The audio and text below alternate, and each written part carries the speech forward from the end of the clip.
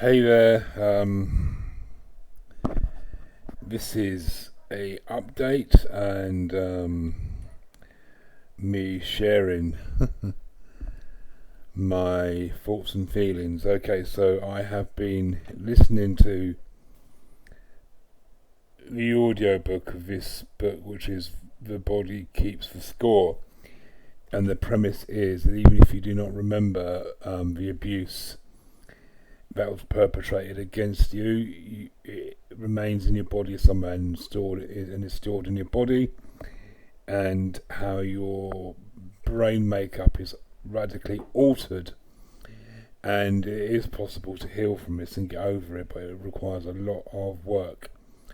So I've been struggling recently because I have decided to a while ago to put in for a swap to a place nearer the city centre to be closer to my hospital appointments, therapy, to explore the possibility of volunteering again, and to be nearer so I can meet people for coffee and to go out in the gay district, the gay village.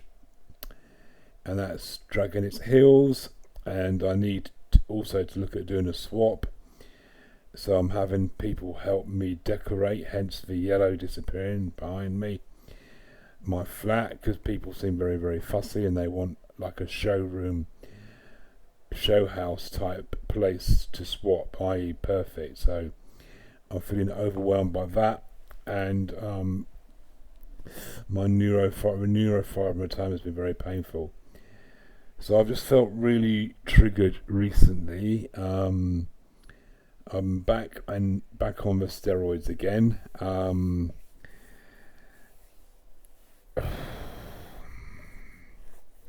This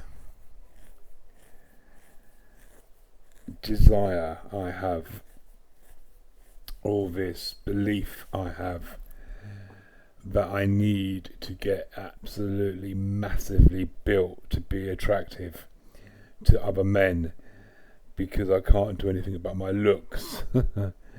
And perhaps if I was much, much bigger and really muscly and massive, guys would find me attractive and I might have sex. I've not had sex now in 4.5 years, and that last sex I had was awful sex. I wasn't attracted to the guy.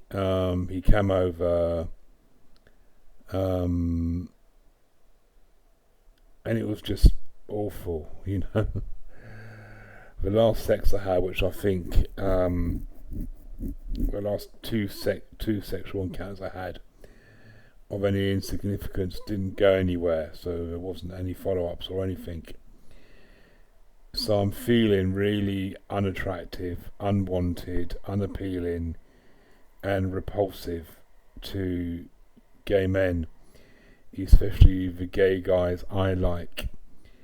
And the guys I like tend to be straight, and that's not a purpose thing, it's just the way that it is. It's just my type of guys I am attracted to. And I'm not going to enter a debate, so don't even think about making comments about that.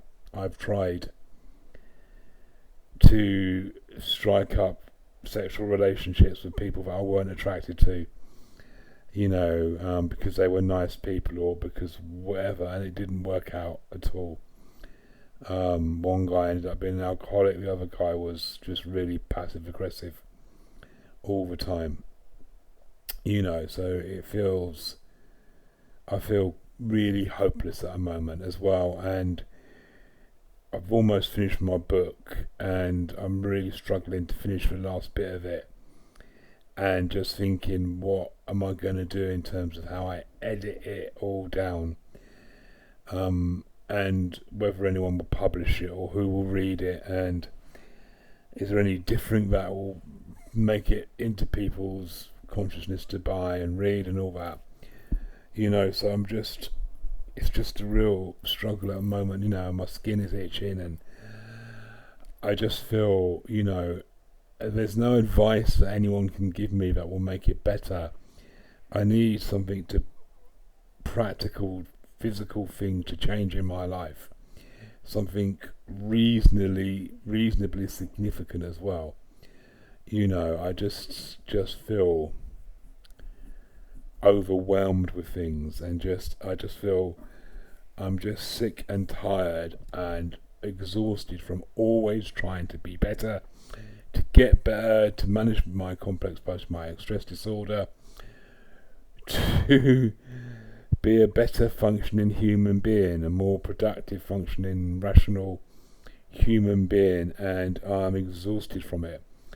It is exhausting to, when someone cancels on you, to then spend hours thinking you've done something wrong and you're a bad person and they don't like you, and it's horrible having to experience that a lot of the time, and that's what happens.